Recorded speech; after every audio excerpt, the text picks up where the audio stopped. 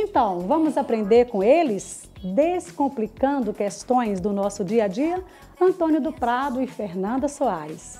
E o programa Belíssima sempre atenta a você, telespectador e internauta, ao seu pedido. E lógico, vocês têm sempre pedido esclarecimento de dúvidas cartoriais e é por isso que eles estão aqui, senhor Antônio do Prado e a Fernanda Soares. Sejam muito bem-vindos ao estúdio do programa Belíssima. E o assunto hoje vai ser casamento, porque ao contrário do que muitos pensam, não é maio, gente, não é maio o mês que mais se casa, não é isso? Certo. Julho é o mês que mais se casa e o tema é casamento. Contrato de namoro. Você sabia que existe o contrato de namoro? Pois bem, existe e eles vão explicar o que é o contrato de namoro e qual que é a finalidade. É uma novidade, não é isso? Isso mesmo. É uma novidade, é muito usada em São Paulo. Agora nós já fizemos alguns aqui no cartório e está pegando, né? Tá pegando, tá caindo no gosto da população, como diz o senhor. Mas o que é esse contrato de namoro, gente? É o seguinte, é uma declaração pública, duas pessoas, hein, Fernanda? Precisa estar lúcida, com maiores, capazes, né? Você podia explicar para nós. Sim, essas duas pessoas que mantêm um relacionamento afetivo e não têm intenção, né, de constituir família, de ter um patrimônio em comum, elas pretendem o quê? Afastar, né, qualquer possibilidade de união estável. Sim. Porque como nós sabemos hoje, os relacionamentos são muito abertos. Então, antes uma união estável era caracterizada com aquelas pessoas que conviviam sobre o mesmo teto, né, que tinham uma vida conjugal mesmo. Hoje não, hoje os casais cada um reside em um local diferente, existe uma forma bem diferenciada hoje desses relacionamentos.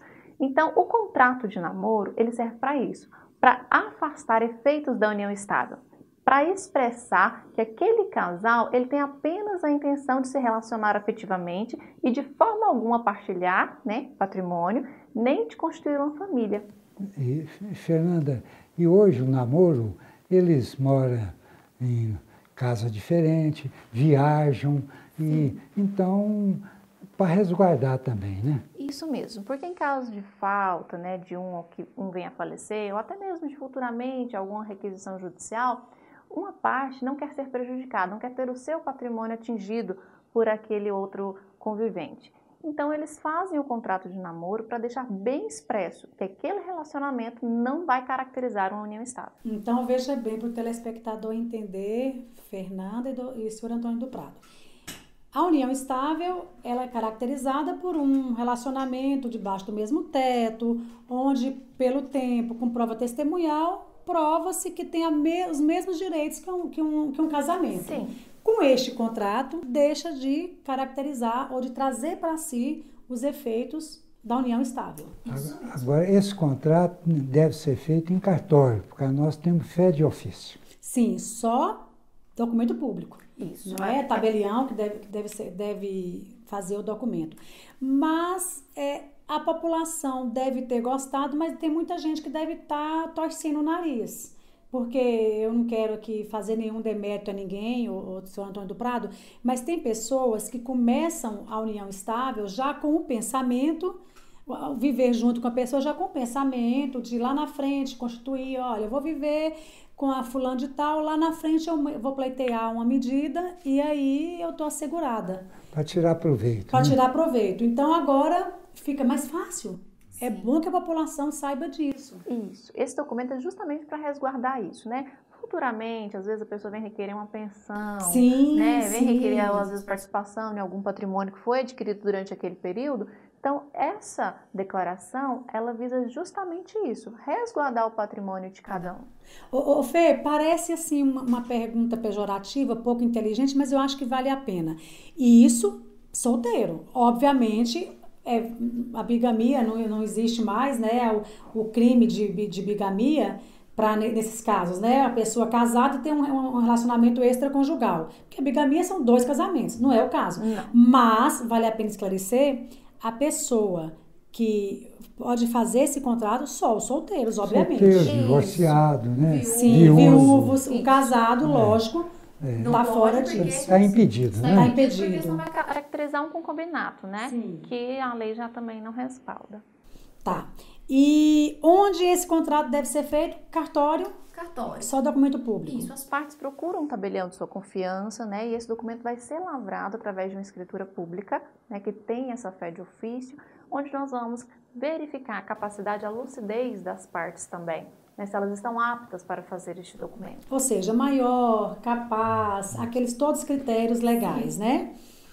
E o testamento vital também é de suma importância, né? Estou entrando do Prado, a esclarecer isso. O testamento é uma vontade expressa antes, né? Porque geralmente o testamento é depois da morte, Sim. né? Esse, então, é uma declaração pública antecipada. Antecipada. Isso. O testamento vital, ele ficou popularmente conhecido assim, né, mas juridicamente é uma declaração, né, pública de diretivas antecipadas, onde a pessoa que está em um estágio, às vezes terminal, ou com a doença já agravada, sem possibilidade de cura, ela quer deixar manifesto a forma como isso vai ser tratado, né, futuramente, quando ela já não puder mais se manifestar.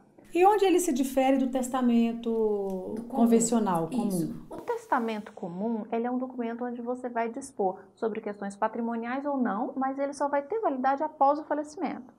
O testamento vital, como o senhor Antônio falou, ele produz efeitos antes da morte. Então, por isso que a gente fala que ele é popularmente conhecido como testamento vital. Eu acho que a legislação, né, Sr. Antônio do Prado, foi inteligente ao criar uma possibilidade, porque, na verdade, eu acho que a pessoa tem um livre-arbítrio, né? Ela estando lúcida, estando capaz, apta para decidir sobre a sua vida. Claro que uma mãe nunca vai aceitar tão fácil que um filho tome uma decisão dessa. Existem aqueles casos por amor, igual você falou, que a família às vezes, né? Mas eu acho que na maioria dos casos, na maioria das vezes, a gente tem que respeitar a vontade, né? Eu conheço uma pessoa que ele até já morreu, mas ficou 20 anos de cama, né? Complicado, né? É um caso que a gente tem que olhar bem o outro lado, né? Sim. E não julgar ninguém e deixar que cada um decida, que cada família tome a sua decisão, né? E nesse testamento vital, Fê, é possível determinar uma pessoa para responder pelo enfermo, talvez aquilo que eu falei, né? Vamos supor, eu posso, procuração pública, não tem essa possibilidade, caso a pessoa que está enferma esteja impossibilitada de fazer. É possível? É possível, né, nomear uma pessoa nessa declaração que vai ficar responsável por tomar algumas decisões, né, em caso de uma impossibilidade, né, de um estado às vezes vegetativo, um coma. Porque a pessoa nomeada nesse testamento vital, ela vai poder optar naquele momento se o paciente vai ou não passar por determinado procedimento, se ele vai ou não continuar naquele tratamento que já estava passando e que não obteve nenhum resultado satisfatório, e em algumas situações até mesmo para a administração dos bens dele naquele momento, mas nunca para dispor dos bens. Uhum. Administrar, sim, cuidar, gerir, mas dispor não. Agora, interessante, nós recebendo muitas informações, pedindo informações, né? Sim, tem crescido bastante a busca para conhecer melhor como funciona esse documento, porque realmente hoje em dia é um tabu falar sobre isso, né? Sim, como proceder na hora de um estado desse, né, uma fase terminal, mas as pessoas elas começam a tomar consciência que é importante prevenir, que é importante deixar a sua vontade manifestada. Eu acho que existem até países, né? Países que já adotam esse sistema com a maior tranquilidade, né? Em outros países existem legislações que tratam específicas, que tratam do assunto. assunto. Isso mesmo. Gente, que bate-papo interessante, extremamente esclarecedor. Vocês viram aí 2 assuntos palpitantes e é uma pena que tenha acabado, mas no próximo programa tem mais senhor Antônio do Prado, mais Fernanda Soares, para esclarecer a sua dúvida, e continue mandando para www.programabelissima.com.br. E se você está sentindo falta da sua dúvida, da sua pergunta, nós vamos fazer um programa específico. Já combinamos aqui nos bastidores com eles e eles vão estar respondendo toda a sua pergunta, inclusive a sua, João Carlos, que perguntou sobre o casamento, sobre a possibilidade de separação em cartório ou não. Fica aguardando aí, porque logo, logo nós vamos esclarecer a sua dúvida nos próximos programas. Um abraço e até mais.